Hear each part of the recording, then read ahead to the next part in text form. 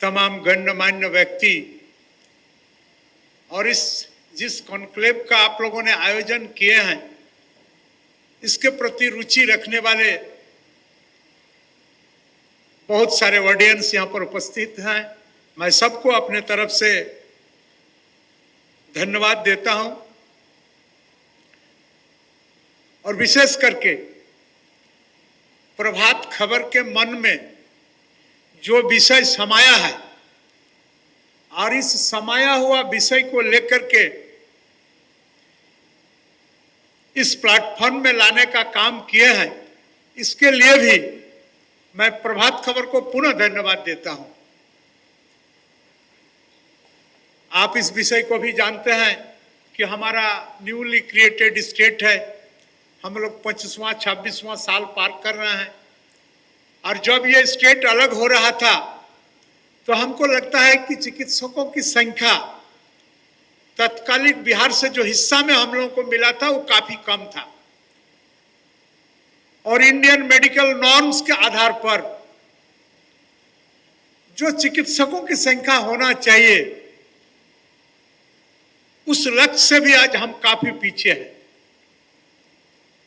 यह विषय हमें मानना ही पड़ेगा। लेकिन दूसरा विषय यह है कि हमारे प्रभात खबर के वाइस प्रेसिडेंट साहब भी एक बहुत ही सुंदर विषय को रखने का प्रयास किया या रख रहे थे। मैं भी उनको समर्थन कर रहा हूं कि हमारे राज्य के अंदर से इस विषय को भी हम जान रहे हैं कि हमारे राज्य धनी होने के बावजूद भी आर्थिक रूप से संपन्न नहीं है और जो राज्य आर्थिक रूप से संपन्न नहीं है और उस राज्य का सिर्फ हेल्थ के लिए, स्वास्थ्य सेवा के लिए, सिर्फ चिकित्सा के लिए इतना पैसा बाहर के प्रदेशों में और देश के बाहर में भी जाता है, ये निश्चित रूप से हमारे इकोनॉमी पर पड़ने वाले जो प्रभाव है ये सोचने वाला प्रभाव है। और मैं तो एक लाइन और ज्यादा आप लोगों के साथ शेयर करने के लिए कहूंगा, सिर्फ हेल्थ ही नहीं, आप एजुकेशन को भी ले सकते हैं।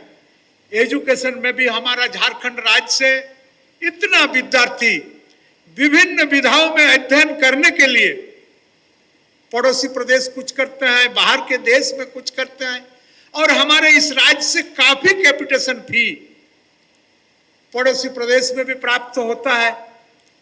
अब सवाल यहां पर यह बनता है, क्या हमारे प्रदेश के अंदर में वैसे भूखंड नहीं है जिस भूखंड में हम लोगों ने चाहे बेंगलोर बोलिए, चाहे भेलोर बोलिए, चाहे चेन्नई बोलिए या इलाहाबाद, हैदराबाद बोलिए, इन तमाम जगहों के जैसा एक अस्पताल को एस्टेब्लिश्ड नहीं कर सकते हैं। उन्होंने जिस उपकरण, जिस मेडिकल इंस्ट्रूमेंट को लगाने के बाद जो चिकित्सा व्यवस्था में इजाफा लाए हैं, जिसके प्रति हमारे यहाँ का पेशेंट, यहाँ के मरीज आकर्षित होकर के ट्रीटमेंट कराने के लिए वहां चले जाते हैं, क्या हम इस भूखंड में उसको स्थापित कर नहीं सकते हैं? हमारे पास वैसे मेधावी, ऐसे प्रतिभाशाली डॉक्टर की अभाव है क्या? तो मैं सोच रहा था कि निश्चित रूप से इन विषयों को अगर हम लोग अनुकरण करें तो हम झारखंड की मिट्टी में भी, झारखंड के भूमि में भी हम इस तरह का संस्थान को खड़ा कर सकते हैं। और मैं तो यहां तक जान रहा हूं कि हमारे झारखंड के अंदर में बहुत ऐसे चिकित्सक हैं, प्रतिष्ठित चिकित्सक हैं, जो बाहर के अस्पताल से भी अच्छे चिकित्सा कर सकते हैं, लेकिन उनके पास भी साधन का कमी रहने के चलते इन तमाम चीजों में रिस्क लेना नहीं चाहते हैं। तो आज इस प्रदेश को बचाने के लिए, यहाँ के इकोनॉमी को बचाने के लिए हमें कुछ न कुछ प्रयास करना ही पड़ेगा और इसी प्रयास को दृष्टिपथ में रखते हुए प्रभात खबर में हम तमाम लोगों को इस तरह का मंच दिया है। और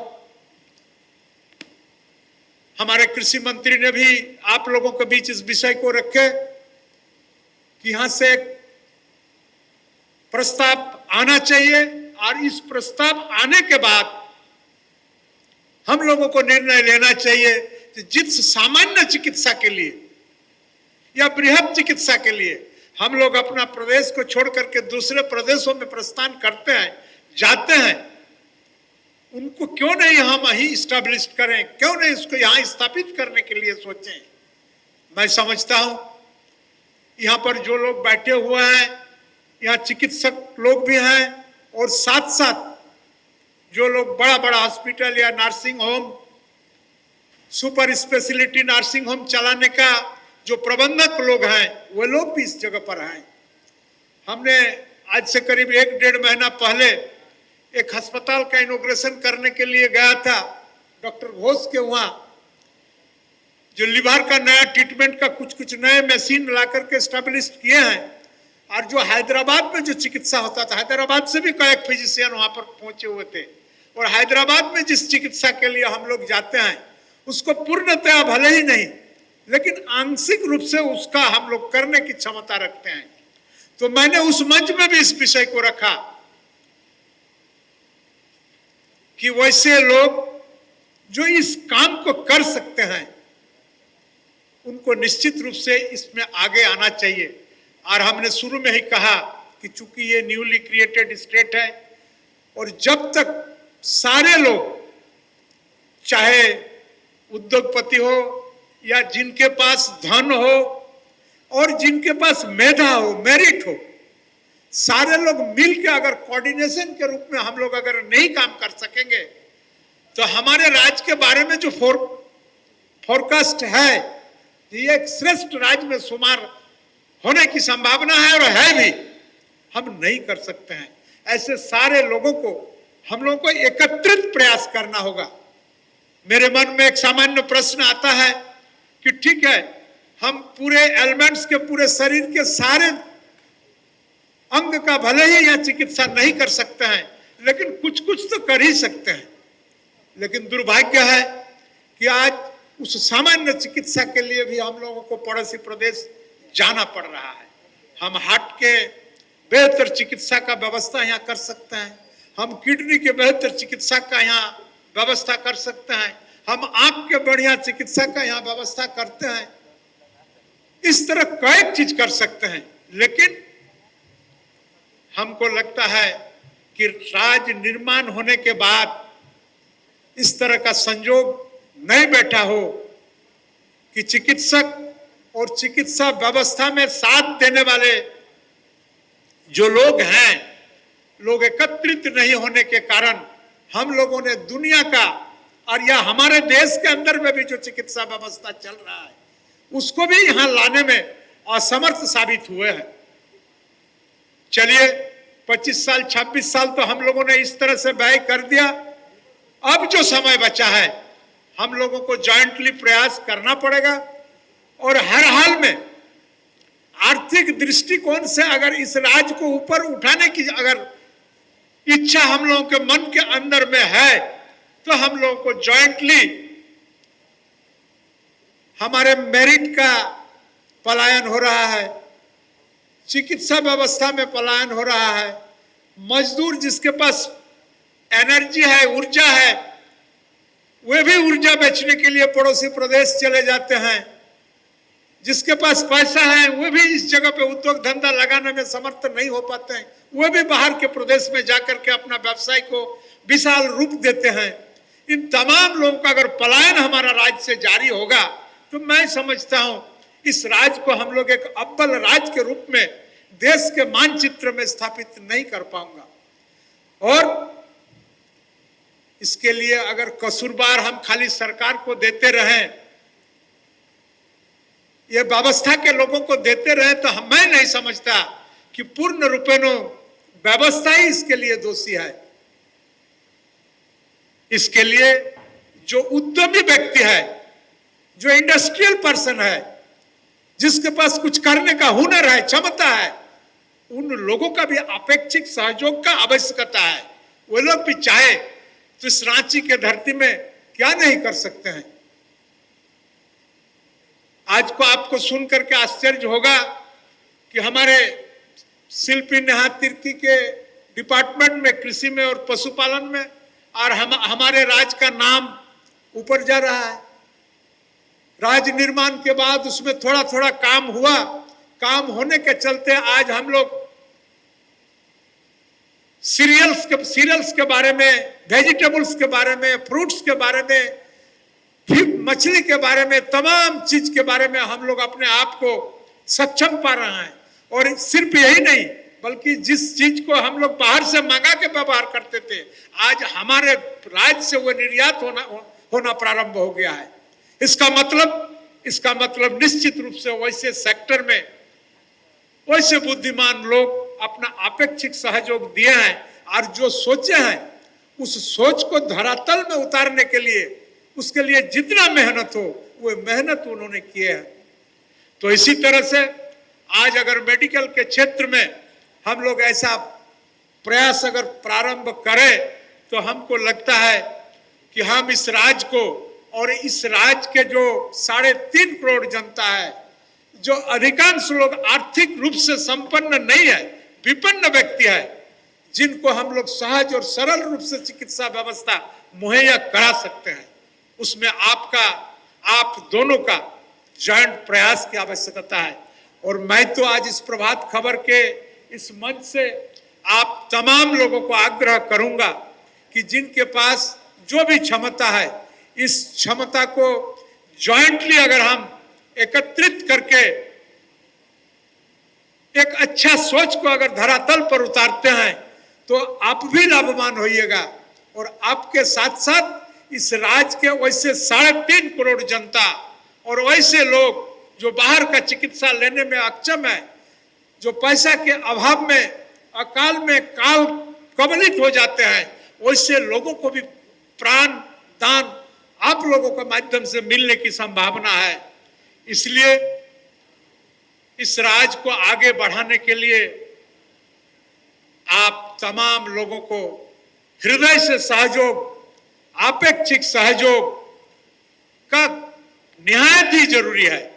और मैं समझता हूं, जब इस वर्ग के लोग अपने अपने विधा में इस राज्य को आगे ले जाने के लिए अगर काम करेंगे, तो जो चिकित्सा आज विदेशों में हो रहा है, हमारे देश में भी संभव है। जो पड़ोसी प्रदेशों में हो रहा है, वो हमारे प्रदेश में भी हो सकता है। इसमें सिर्फ और सिर्फ हमारा इच्छा शक्ति की आवश्यकता है। तो आज इस इच्छा शक्ति को जगाने के लिए प्रभात खबर जो मंच दिया है, ये मैं समझता हूं आने वाला समय में ये अत्यंत फलप्रसू होगा, बहुत बड़ा फ्रूटफुल होगा।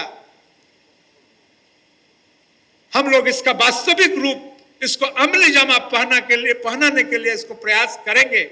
और हम समझते हैं कि बृहद पैमाने में जहां बहुत ज्यादा एक्सपेंस की जरूरत है, बहुत ज्यादा बजटियर प्रोविजन की जरूरत है, भले ही उस पर ना जा करके जहां सामान्य चीज हम कर सकते हैं, वह करने के लिए हम दृढ़ संकल्पित होना पड़ेगा। मैं प्रदीप भट्टाचार्य को भी जानता हूं, इनके साथ जब वार्तालाप कर रहे थे तो एक बात इन्होंने हमारे समक्ष रखे थे कि हम पंजाब में पोस्टेड थे, तो वहां भी एक तरह का बीमारी होता था और डॉक्टर का इतना अभाव, जो सामान्य बीमारी के चलते लोगों का प्राण जा रहा था। तो वहां के एक अच्छे नेता हमको बुला करके भेजे, पर डॉक्टर साहब इसके लिए क्या करेंगे? तो मैंने 100 लड़का को ट्रेनिंग देने का काम किया कि इस बीमारी के लिए यही 5 या 7 या 10 दवा है, यही 10 दवा का इस्तेमाल करने तुम सीख जाओ। हमको लगता है कि गांव देहात में जो नया बीमारी उस तरह का उत्पन्न होता है, इसमें तुम सहज और सरल रूप से उसको कंट्रोल कर सकते हो। और इनका वो प्रयास वहां फल लाया। 100 लड़का को जब ट्रेनिंग दे दिया और फिर वे लोग जब बिखर गए, गांव घर में गए, तो उन तमाम बीमारियों का साथ संघर्ष करने की क्षमता उनके अंदर विकसित हुआ और आने वाला समय में इसका अच्छा रिजल्ट मिला।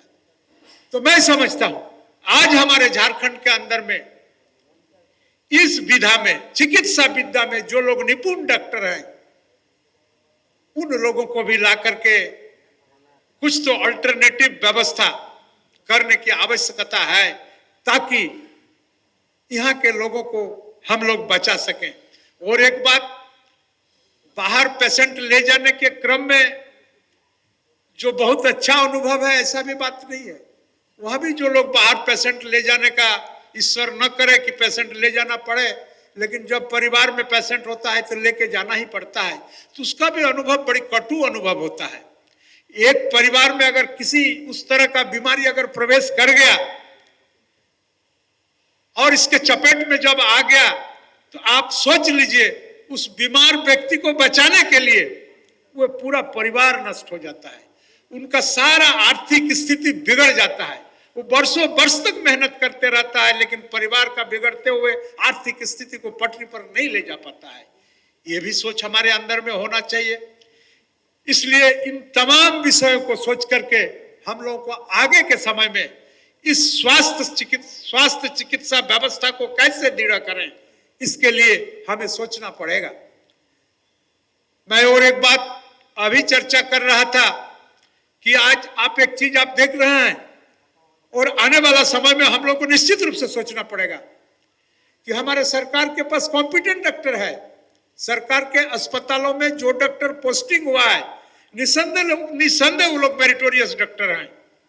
कमीशन फेस करके सारे लोग आए हैं, अच्छे अच्छे कंपटीशन फेस करके लोग वहां पर आए हैं। उसी तरह आप शिक्षा में भी जाइएगा तो शिक्षा में जो शिक्षक लोग सरकारी स्कूल में शिक्षा प्रदान करते हैं, वे लोग भी कमीशन फेस करके शिक्षा प्रदान करने का काम करते हैं। लेकिन समाज के अंदर पैदा क्या हुआ है?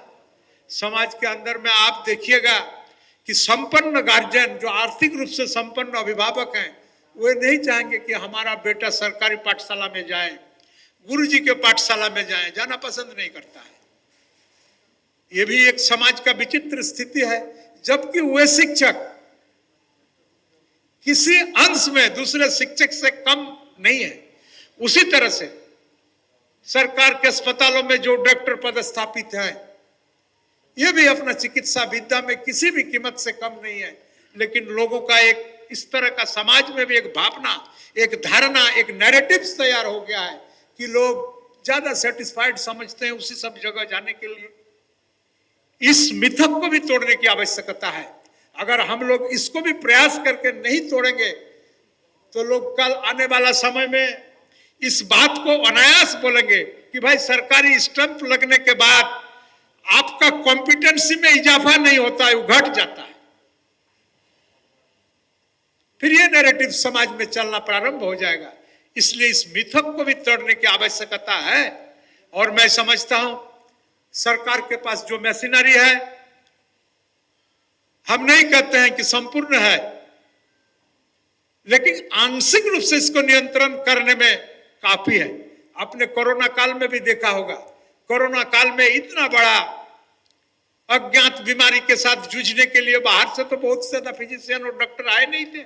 हमारे यहाँ का ही मशीनरी आगे आकर के सारे लोगों को, प्राण को रक्षा करने में आगे आए और बचाए, और इसका अच्छा रिजल्ट मिला, अच्छा अनुभव मिला। तो मेरा कहने का मतलब यह है कि हमारे पास भी उस तरह का है, उस तरह का मेरिट को प्रस्फुटित करने के लिए, उसको उभारने के लिए आपका सहयोग, माने जो इंडस्ट्रियल पर्सन है, उनके मेरिट को काम में लगाने के लिए आपको भी आगे आने का जरूरत है। और मैं आपको विश्वास दिलाना चाहता हूं कि जो आधारभूत संरचना आज भी हमारे राज्य के अंदर में मौजूद है, इसका अगर 16 आना इस्तेमाल हम लोगों ने कर ले तो किसी दूसरे प्रदेश का ऊपर हमको भरोसा करने की आवश्यकता नहीं होगा। इन्हीं शब्दों के साथ आप तमाम लोगों से कामना करते हैं कि आप लोग भी जॉइंटली, अभी कॉर्पोरेशन का युग चल रहा है, बड़ा बड़ा उद्योग धंधा सारा देखिए, कई पूंजीपति, कई व्यवसायी मिल करके स्टैब्लिश करते हैं। उसी तरह आप लोग भी अगर इस सहयोग का भावना को एक दूसरे के साथ हाथ मिला करके अगर आगे निकलने के लिए अगर सोचे हुआ है, तो हम समझ रहे हैं कि रांची के इस धरती में भी बहुत कुछ हो सकता है।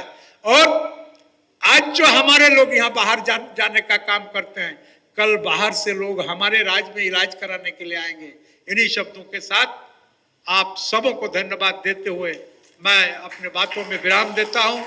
जय हिंद, जय झारखंड, जोहार जन्मदिन। प्रभातखबर.com, विश्वास वही, रफ्तार नहीं।